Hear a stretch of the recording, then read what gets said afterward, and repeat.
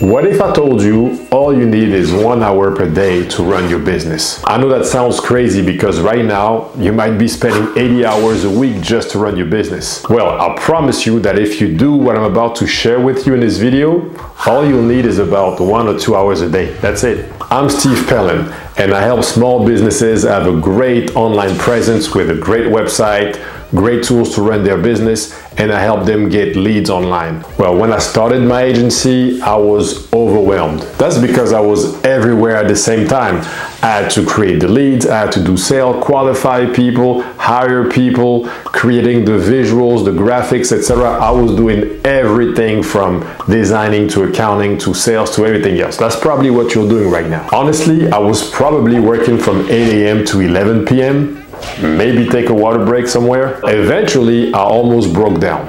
I reached rock bottom and I said, hey, it's impossible to keep living like this. I didn't build this website to be a slave, right? I was trying to run away from slavery, so let me do it right. I did a lot of research, tried a lot of things, did some optimization, and now I'm running everything in about 1 or 2 hours a day.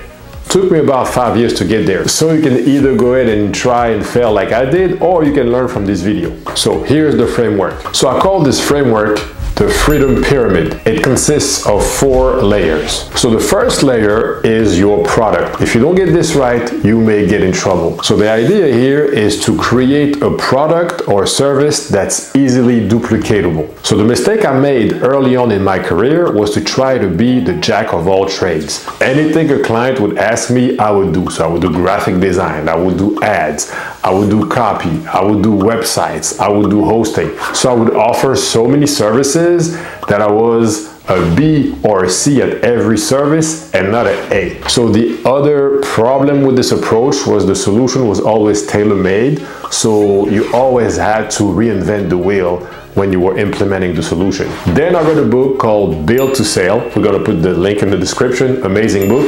Basically, the book told me, stop trying to offer every service on earth, just do one, do it greatly, and charge premium. So the second layer of the pyramid is system. Now that you have a product that's always the same and you always use the same methodology for fulfillment, it becomes a lot easier to create a system. So what I did was very simple. I would do something the first time and then I would create a Google Doc and I would write every step. So first I do this, then I do that, after this I do this thing, and then I do that thing. Just a sequence of every activity that has to be done to fulfill the product. And at the time, I was working by myself. Maybe that's your situation right now. Just write me a comment. I'm by myself or I have a team. I'm curious to know. At the time when I wrote all these processes, I was by myself on a team, and it was counterintuitive because I was writing a process that I already knew. It was in my head. But taking the time to write it down gave me the security to know if I hire someone,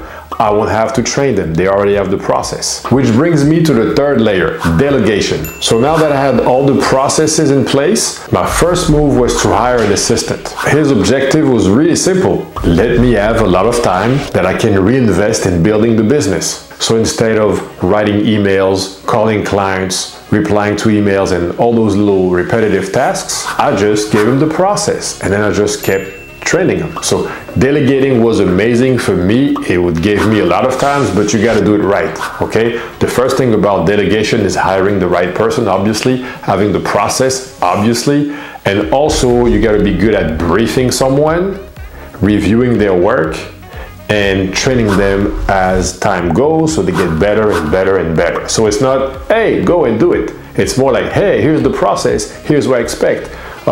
Check back with me tomorrow, we'll see your progress, that kind of thing, right? I'll make a video just on delegation. And the last layer of the pyramid is automation. So I got a question before we get into automation. Would you rather spend $500 every month to get rid of a problem, or would you rather keep the money in your pocket and work 2 hours every day to fix that problem? So to me, it's pretty obvious. I'd rather spend $500 every month than 2 hours a day for the rest of my life. That's just it. Hopefully you have the same mindset, because if you don't, then maybe this framework is not for you. To me, time is more important than money.